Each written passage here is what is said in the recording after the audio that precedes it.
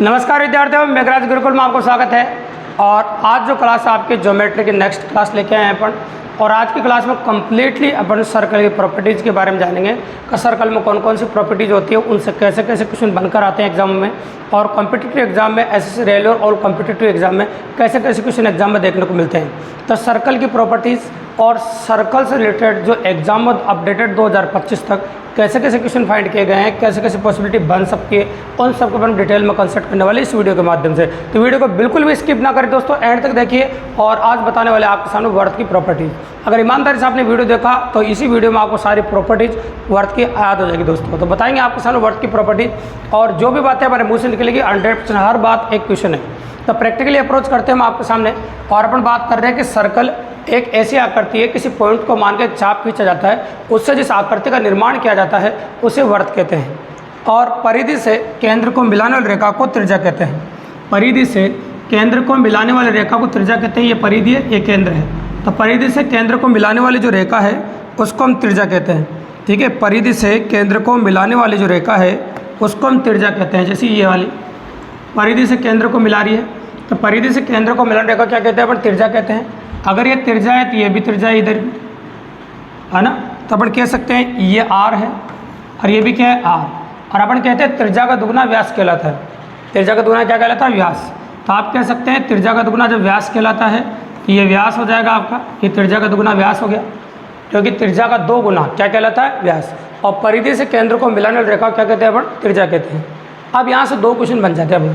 पहला क्वेश्चन, एक वृत्त में कितनी त्रिज्याएँ खींची जा सकती है? तो एक वृत्त में अनगिनत त्रिज्याएँ खींच सकते हैं भी।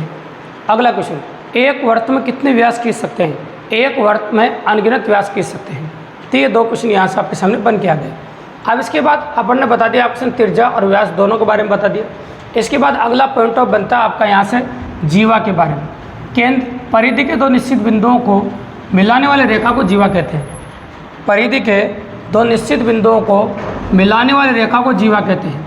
परिधि के दो निश्चित बिंदुओं को मिलाने वाली रेखा को जीवा कहते हैं। ठीक है, परिधि के दो निश्चित बिंदुओं को मिला दिया, उससे जो इस रेखा का निर्माण हुआ उसे हम जीवा कहते हैं।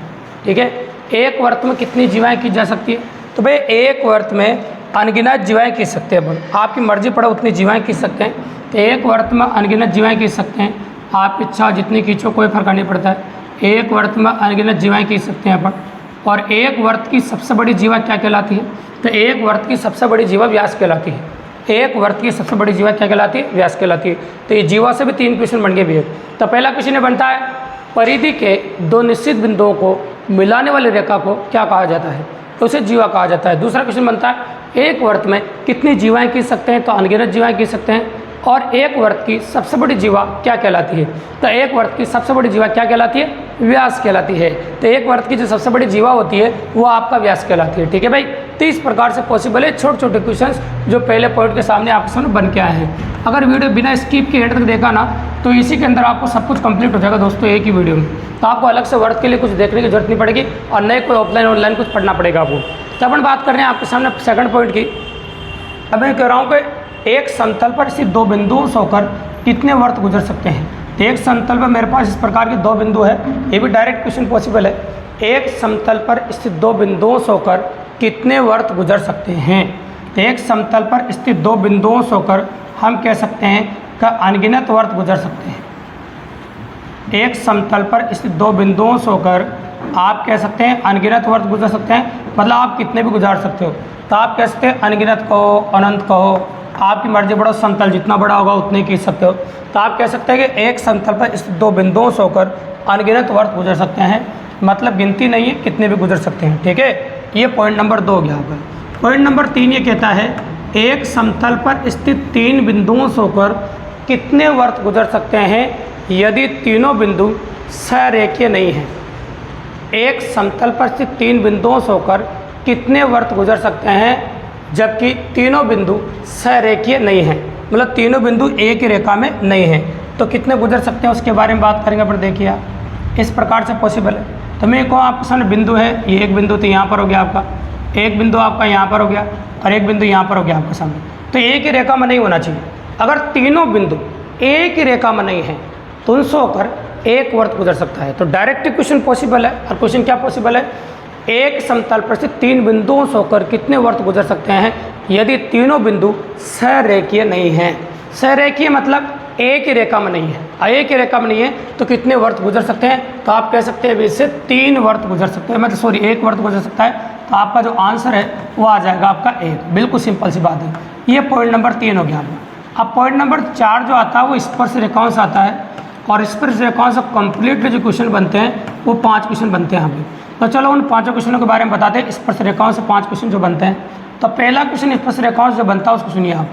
जब दो वर्त एक दूसरे को बाह्य स्पर्श करते हैं, जब दो वर्त एक दूसरे को बाह्य स्पर्श करते हैं, तो बाह्य स्पर्श करने का तरीका देखो आप। तो दो वर्त एक दूसरे को बाह्य इस प्रकार से स्पर्श करते हैं, गौर से नोटिस करो। तो क्वेश्चन डायरेक्ट ये बनता है कि जब दो वर्त एक दूसरे को बाह्य स्पर्श करते हैं तो दोनों से होकर कितनी उभयनिष्ठ स्पर्श रेखाएं की जा सकती हैं। जब दो वर्त एक दूसरे को बाह्य स्पर्श करते हैं तो दोनों से होकर कितनी उभयनिष्ठ स्पर्श रेखाएं खींची जा सकती है। तो आप नोटिस कर रहे होंगे जो मैं बना रहा हूँ, गौर से देखिए आप। उभयनिष्ठ स्पर्श रेखाएं मतलब दोनों को स्पर्श करनी चाहिए। तो दोनों से होकर 3 उभयनिष्ठ स्पर्श रेखाएं की जा सकती हैं। तो अपन कह सकते हैं दोनों से होकर 3 उभयनिष्ठ स्पर्श रेखाएं खींची जा सकती है। अगर दोनों से होकर बात करें तो अपन कह सकते हैं कि 3 उभयनिष्ठ स्पर्श रेखाएं खींची जा सकती है। अगर हम बात करें तो दोनों से होकर 3 उभयनिष्ठ स्पर्श रेखाएं यहाँ पर खींच सकते हैं। ठीक है भाई, इस प्रकार से पॉसिबल है। तो ये प्रॉपर्टी फर्स्ट हो गई आपकी इसकी, और इसके बाद आगे भी बात कर सकते हैं, कोई टेंशन की बात नहीं है। अब 2 सेकंड नंबर देखो। जब दो वर्त एक दूसरे को प्रतिच्छेद करें, जब दो वर्त एक दूसरे को प्रतिच्छेद करें तो प्रतिच्छेद करने का तरीका ये होता है भी। जब दो वर्त एक दूसरे को प्रतिच्छेद करें तो दोनों से होकर कितनी उभयनिष्ठ स्पर्श रेखाएं खींची जा सकती है।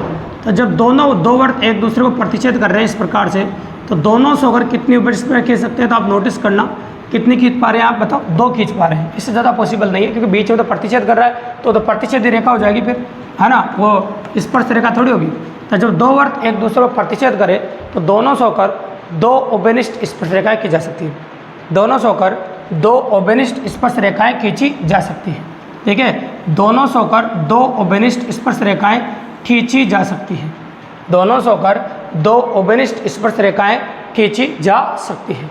आगे सुनो। जब एक वर्त दूसरे वर्त को, यही कह सकते हैं जब दो वर्त एक दूसरे को अंतः स्पर्श करें, जब दो वर्त एक दूसरे को अंतः स्पर्श करें, इस प्रकार से अंतः स्पर्श करते हैं ऐसे।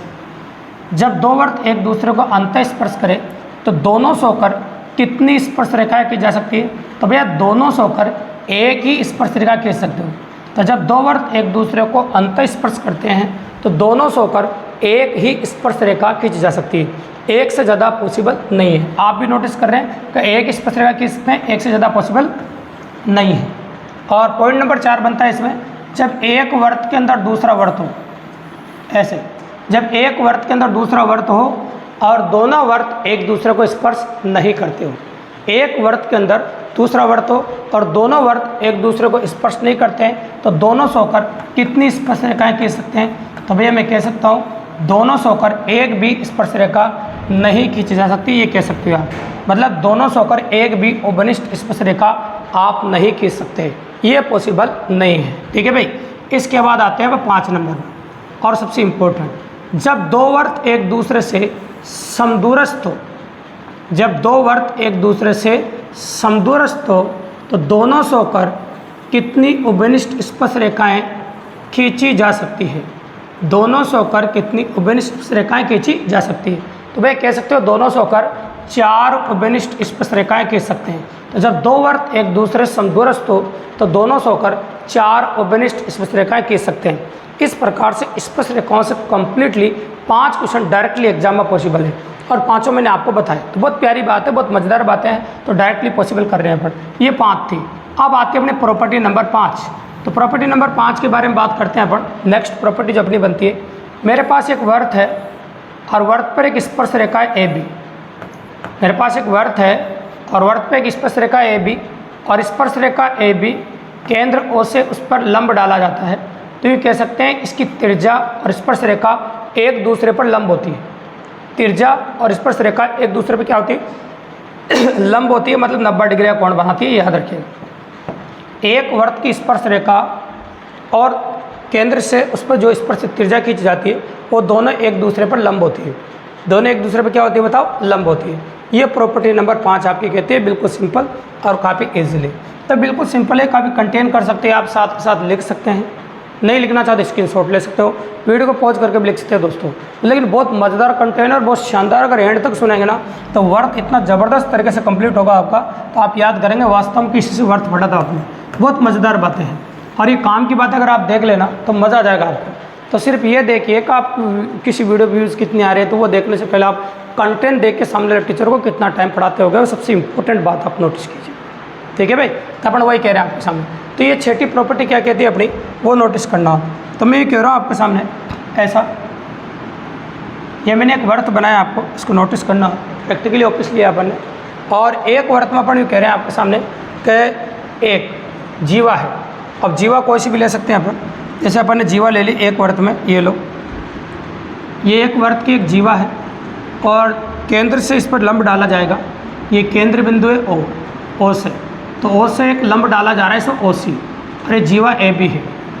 तो मैं ये कह रहा हूँ कि एक वर्त में किसी जीवा पर केंद्र से डाला गया लंब जीवा को 2 समान भागों में बांटता है। जीवा पर डाला गया लंब जीवा को 2 समान भागों में बांटता है, मतलब ये भाग और ये भाग बराबर हो गए। तो आप कह सकते हैं कि AB जीवा है, AB जीवा है, OC लंब है, AB जीवा है, OC लंब है, और इसमें जो लंब डाला गया है इसलिए आप कह सकते हैं AC बराबर CB। और आप कह सकते हैं केंद्र से परिधि को मिलान रेखा को हम त्रिज्या कहते हैं, तो OB भी त्रिज्या है और OA भी त्रिज्या है। OA और OB भी बराबर है।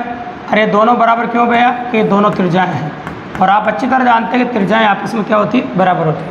ये त्रिज्याएँ बराबर है। बहुत ज़बरदस्त इन्फॉर्मेशन है ये, और इस इन्फॉर्मेशन के माध्यम से बहुत प्यारे और बहुत अच्छे क्वेश्चन आपको एग्जाम में देखने को मिलते हैं। इसमें इस प्रॉपर्टी से 2 तरह के सवाल एग्जाम में आ जाते भी, और दोनों तरह की प्रॉपर्टी काफ़ी अच्छी बनती है भी। तो चलो उनके बारे में बात करते हैं, दोनों तरह कैसे क्वेश्चन देखने को मिलते हैं वो देखिए आप। तो 2 क्वेश्चन आ जाते हैं कंप्लीट इससे। ठीक है, अब प्रॉपर्टी ये कहते हैं कि एक जीवा पर केंद्र से डाला गया लंब जीवा को 2 समान भागों में बांटता है। केंद्र से डाला गया लंब जीवा को 2 समान भागों में बांटता है। अब इसका पहला क्वेश्चन देखिएगा। पहला क्वेश्चन देखो, या तो व्यास देता है या फिर जीवा देता है। 2 तरह की क्वेश्चन बनती है। जैसे मान लो आपको ये जीवा है, एक केंद्र से डाला गया लंब है, और ये जीवा AB है। तो मान लीजिए कई बार जीवा AB की लंबाई दे देता है आपको, और दे सकता है, कोई बड़ी बात नहीं। जैसे जीवा AB की लंबाई दे रखी है आपको 16, तो जीवा AB बराबर 16 सेंटीमीटर, और लंब OC बराबर 6 सेंटीमीटर। तो व्यास, आपसे व्यास पूछा है BD, व्यास BD ज्ञात कीजिए। यह वाला व्यास है BD, ये ज्ञात करना है। ठीक है, तो कर ही सकते हैं, बिल्कुल अच्छा क्वेश्चन है। तो क्या करोगे आप? तो ये तो दे रखा है, आपको कितना दे रखा है? 6, और आप जानते हैं इसको 2 भागों में बांटता था। ये जो 16 था ये कितना हो जाएगा? 8, और पाइथागोरस प्रमेय के अनुसार ये 6 ये 8 है, ये कितना हो जाएगा बताओ? 10 आपका। मतलब त्रिज्या कितनी हो जाएगी? 10 आपकी, और त्रिज्या 10 हो जाएगी तो व्यास कितना? उसका दुगना होगा। तो त्रिज्या का दुगना व्यास कहलाता है, तो व्यास कितना हो जाएगा आपका? 20 सेंटीमीटर। पाइथागोरस प्रमेय 6, 8, 10 का जोड़ा होता है। जिसको जोड़ा याद नहीं है तो आप कह सकते हैं कर्ण का स्क्वायर बराबर लंब का स्क्वायर प्लस आधार का स्क्वायर, इससे भी निकाल सकते हो। तो 6 का स्क्वायर कितना होता है? 36, और 8 का स्क्वायर कितना होता है आपका? 64। तो ये हो जाएगा आपका कर्ण का स्क्वायर, और ये तो कर्ण बराबर हो जाएगा आपका 10। इस प्रकार से अपन ने निकाला। ये पहला क्वेश्चन बन गया आपका इसमें। अब पहला क्वेश्चन बनने के बाद अगला क्वेश्चन भी ले सकते हैं इस प्रॉपर्टी पर। तो अगला क्वेश्चन कैसा बनेगा वो भी देखिए। अब आ जाते हैं क्वेश्चन नंबर 2 पे। तो कई बार देखो ऐसे क्वेश्चन में व्यास भी देता है, तो व्यास दे देता है तब क्या होगा? ये जीवा AB ओ अर्थ का केंद्र है, OC लंब डाला गया है, और अपन भी कह सकते हैं आपके सामने ये D है। अब BD व्यास है, तो BD व्यास दे सकता है आपको। BD जो व्यास है वो दे रखा है 50 सेंटीमीटर, और ये OC जो लंब है वो दे रखा है 7 सेंटीमीटर। अब जीवा AB की लंबाई आपसे पूछी, तो जीवा AB निकालना हमारे लिए कोई बड़ी बात नहीं, निकाल सकते हैं। देखो कैसे, ये पूरा 50 दे रखा है, तो त्रिज्या कितनी हो जाएगी? 25, और ये लंब कितना है आपका? 7। अब ये आधी जीवा निकालनी पड़ेगी आपको, BC। तो आधी जीवा निकाल लोगे तो इसका दुगना होगा, वो पूरी जीवा हो जाएगी आपकी। तो पाइथागोरस प्रमेय लगा सकते हो आप OCB में। तो कर्ण का स्क्वायर बराबर लंब का स्क्वायर प्लस आधार का स्क्वायर। 25 का स्क्वायर कितना होता है? 625। 7 का स्क्वायर कितना होता है? 49, और ये CB का स्क्वायर। ये उधर जा काय का हो जाएगा माइनस का, तो ये हो जाएगा आपका 574 CB का स्क्वायर। ये वर्गमूल हो जाएगा इसका, तो CB का जो मान है वो कितना आ जाएगा आपका 24। ये CB का मान है मतलब आधी जीवा ही, और आधी जीवा आ गई तो पूरी जीवा निकालने के लिए दुगना कर सकते हो, तो आपका आंसर आ जाएगा 48 सेंटीमीटर। जीवा का इसका दुगना होगा, आधी जीवा ही समुद्रविभाजित करता है, 2 भागों में बांटता है, तब पूरी जीवा जाएगी 48 सेंटीमीटर। तो ये प्रॉपर्टी इतनी इंपॉर्टेंट है 6 नंबर, तो इससे इतने अच्छे अच्छे क्वेश्चन आपको एग्जाम में देखने को मिलते हैं। तो अच्छे क्वेश्चन साथ के साथ बता रहे हैं भैया। तो ये हो गया आपकी प्रॉपर्टी नंबर 6। अब प्रॉपर्टी नंबर 7 क्या कहती है आपकी, वो भी नोटिस करो। तो प्रॉपर्टी नंबर 7 को नोटिस करना देखो आप, तो 7 पॉसिबल है प्रॉपर्टी नंबर, उसके बारे में बात करेंगे अब। तो 7 नंबर प्रॉपर्टी आप देखिए।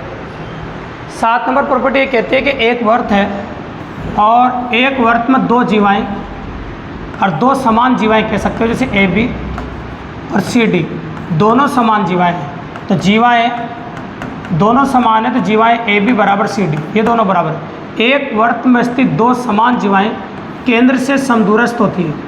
केंद्र से क्या होती है, समदूरस्थ होती है, मतलब केंद्र से समान दूरी पर होती है, इसलिए आप कह सकते हो, इसलिए OP बराबर OQ।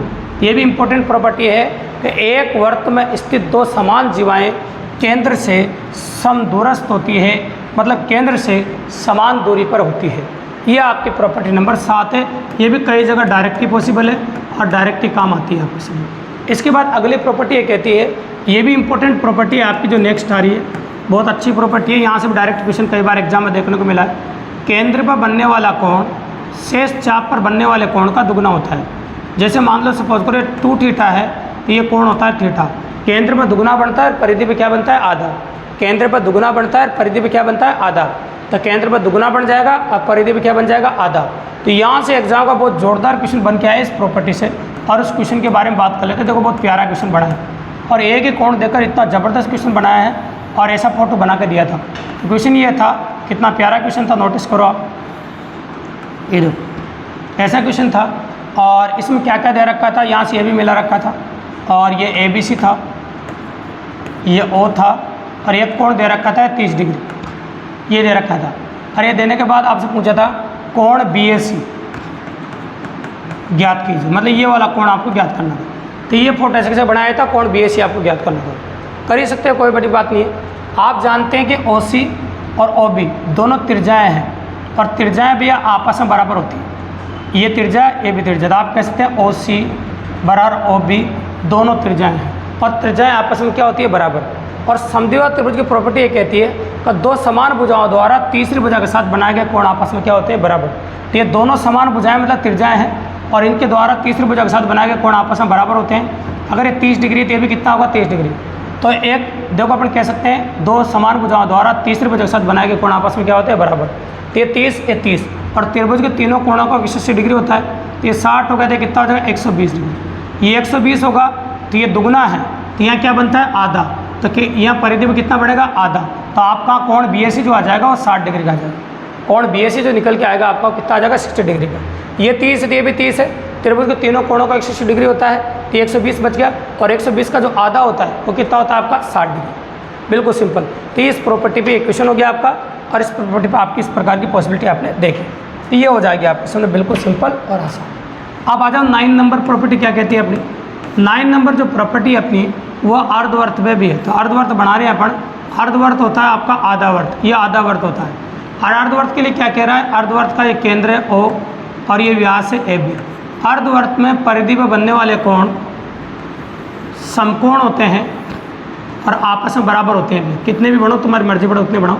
अर्धवर्त में परिधि पर बनने वाले कोण समकोण होते हैं और आपस में बराबर होते हैं, जैसे एल्फा, बीटा और गामा। तो आप कहते हो कोण एल्फा, कोण बीटा, कोण गामा बराबर सभी 90 डिग्री होते हैं। तो मैंने कहा ना आपके सामने, अर्धवर्त में परिधि पर बनने वाले कोण आपस में बराबर होते हैं और समकोण होते हैं। याद रखना अर्धवर्त के बारे में, का अर्धवर्त में परिधि पर बनने वाले समकोण होते हैं और आपस में क्या होते हैं बराबर होते हैं। ऐसा अपन ने कहा आपके सामने। अब इसके बाद प्रॉपर्टी नंबर 10 कहती है कि किसी भी वर्त के अंदर जो भी चतुर्भुज बनता है वो एक चक्रीय चतुर्भुज कहलाता है, चाहे वो आयत हो, चाहे वर्ग हो, चाहे समचतुर्भुज हो, चाहे समांतर चतुर्भुज हो, चाहे समलंब चतुर्भुज हो। तो याद रखिएगा, एक वर्त के अंदर कोई सा भी चतुर्भुज बनो वो चक्रीय चतुर्भुज ही कहलाता है। तो मैंने जितने भी नाम बोले आपके सामने उनमें से कोई सा भी हो, है ना, तो उससे कोई फर्क नहीं पड़ता, चक्र या चतुर्भुज होता है, चाहे वो आयत हो, चाहे वर्ग हो, चाहे समचतुर्भुज हो, चाहे समांतर चतुर्भुज हो, चाहे समलंब चतुर्भुज हो। और चक्रीय चतुर्भुज की एक खास बात है, इसके आमने सामने कोणों का योग 180 डिग्री होता है। इसके आमने सामने के जो कोण है उनका योग कितना डिग्री होता है? 180 डिग्री। तो आप कह सकते हैं कोण ए प्लस कोण सी बराबर 180 डिग्री और कोण बी प्लस कोण डी बराबर 180 डिग्री। मतलब इसके आमने सामने कोणों का योग 180 डिग्री होता है। इसके आमने सामने कोण हो गया आपके 180 डिग्री। ये आपकी प्रॉपर्टी नंबर 10 होगी इसकी। ये भी बहुत ज़्यादा काम आती है। इसकी स्पेशलिटी जितनी इंपॉर्टेंट प्रॉपर्टीज़ है जो एग्जाम में काफ़ी अच्छे से आती है और कमज़ोर बच्चे भी काफ़ी अच्छे से कंटेन कर सकते हैं, उन्हीं प्रॉपर्टीज़ के बारे में अपन बता रहे हैं। अब इसके बाद जो नेक्स्ट प्रॉपर्टी आती है वो सबसे इंपॉर्टेंट और इंटरेस्टेड प्रॉपर्टी, वो भी देखिए आप। मैं बना रहा हूँ इस प्रकार से। तो देखो कई बार क्या होता है, वर्त को बीच में से नहीं काटते हैं, यूँ समझ लो कि ऐसे काट सकते हैं उसको। ऊपर वाला भाग तो हो गया दीर्घवृत्तखंड और नीचे वाला भाग हो गया लघुवृत्तखंड। तो इसे तो बोलते हैं भाई दीर्घवृत्तखंड। तो दो खंड हो गए इसके, दीर्घवृत्तखंड और ये हो गया आपका लघुवृत्तखंड। लघुवृत्तखंड हो गया आपका दीर्घवृत्तखंड और ये क्या हो गया आपका लघुवृत्तखंड। अभी कह सकते हैं दीर्घवृत्तखंड में, है ना, परिधि पर बनने वाले कोण न्यून कोण होते हैं और आपस में क्या होते हैं बताओ? बराबर। न्यून कोण होते हैं और आपस में क्या होते हैं? बराबर। देखो आप इस प्रकार से अपन बना सकते हैं, न्यून कोण होते हैं और आपस में क्या होते हैं? बराबर होते हैं। तुम्हारी मर्जी बढ़ाओ, उतने बढ़ाओ, कोई इशू नहीं, मैं बना सकता हूँ। न्यून कोण होते हैं और आपस में बराबर होते हैं। नाम भी रख सकते हैं अपन, जैसे ए बी और सी, ये सब न्यून कोण है और आपस में क्या होते हैं? बराबर। तो अपन कह सकते हैं कोण ए बराबर कोण बी बराबर कोण सी, तीनों बराबर है और ये तीनों कौन से कोण है बताओ? न्यून कोण। न्यून कोण होते हैं, न्यून कोण 90 डिग्री से कम के होते हैं, न्यून कोण होते हैं और आपस में क्या होते हैं बताओ? बराबर होते हैं। इस प्रकार से पॉसिबल है। अब इसके बारे में बात कर लेते हैं कि लघुवृत्तखंड में परिधि में बनने वाले कोण